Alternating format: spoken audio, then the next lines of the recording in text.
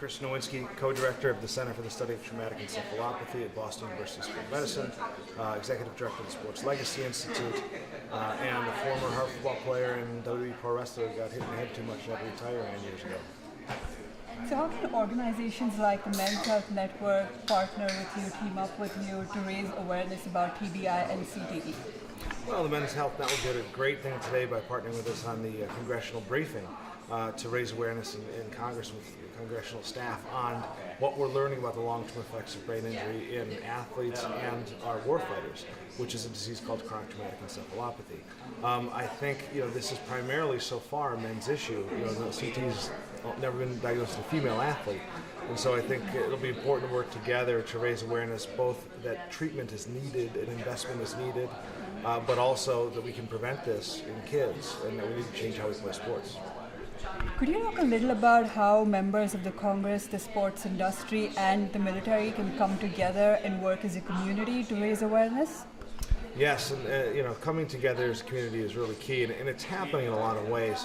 A lot of it's through partnering with CDC. CDC has been a great hub for both the sports and military and everybody to work on raising awareness. We work with the Real Warriors campaign, and everyone working together on the idea of kind of redefining manhood and the idea that it's okay to seek help when you're injured or when you're having problems. And that's a big thing, that idea that everyone's rallying around, that report your concussions, take the time off, no one expects more from you.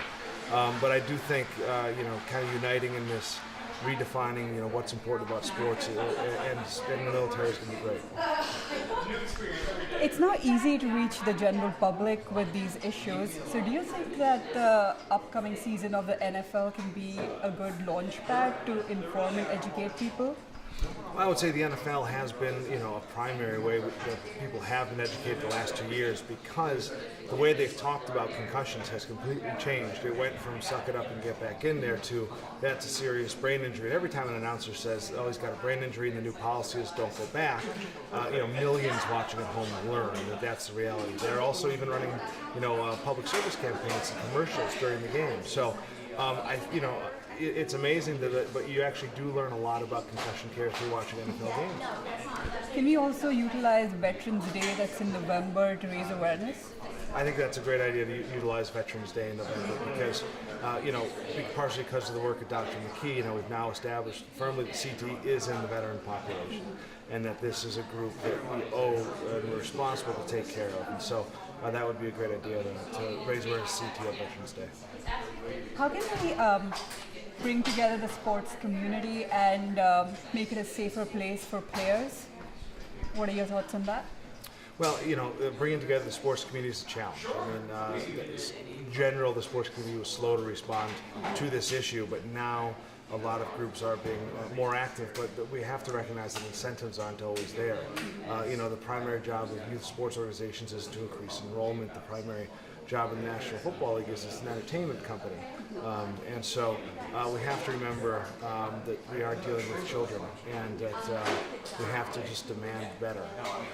And again, the CDC has been a great way for people to unite around simple standards, but now we have to go further. We have to go beyond education. We have to change how we play.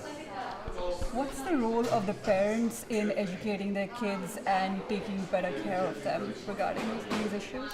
Parents have to be responsible to get educated on concussions. It's one thing when you have our military or professional football players suffering concussions in something they've volunteered to do when they are over the age of consent, over 18. But when you're talking about children, if they get a concussion at 10 and it changes who they are at 40, they didn't know what they were getting into. It was their parents' decision to sign them up. And so every parent has to think twice about what sport they're going to expose them to, what infrastructure medically and educationally is there, and having that conversation with their child to say what's a concussion and why should they, and to tell their parent when they get one. What other key stakeholders, according to you, should be a part of this? Well, the stakeholders are wide because everybody knows an athlete and everybody knows someone who suffered a concussion or a brain injury. And so, right now we're focused on the sports and the military and the federal government, but it really is going to come down to, this is an issue that takes a village, and we're changing a culture. This is less a medical problem than a cultural problem in some ways.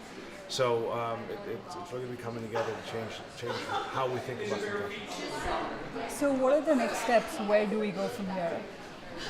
Well, it's a battle we're fighting on two fronts. One is how do you treat the disease? And the next step is how do we diagnose it in living people so we can measure interventions? And so that's really the big push. Can we image this? Can we find a biomarker?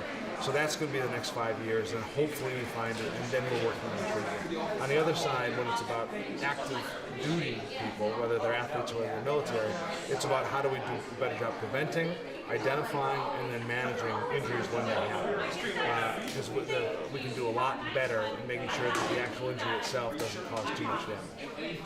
Thank you so much for talking with us, and we loved your insights. They were really helpful. Thank you. Very much.